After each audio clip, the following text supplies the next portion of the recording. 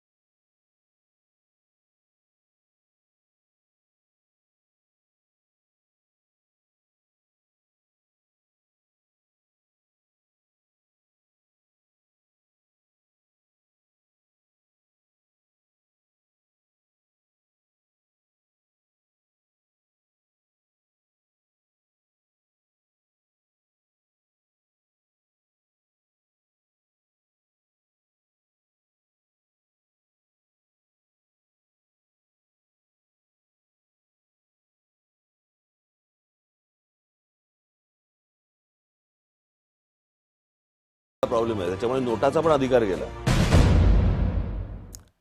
आणि या संदर्भामध्ये माहिती जाणून घेऊयात। माझा सहकारी महेंद्र जोईल सध्या आपल्या सोबत आहे। महेंद्र, आपण आता या मुलाखतीचा एक ट्रेलर बघितला होता।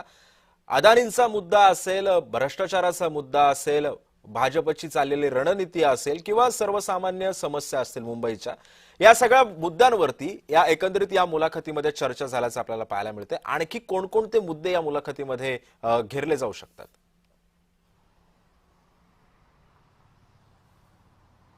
नक्कीच सिद्धेश, काल ही जी आहे ती मुलाखत चित्रित झाली आहे आणि याचे दोन भाग आहेत। एक म्हणजे 8 तारखेला प्रदर्शित होणार, एक 9 तारखेला।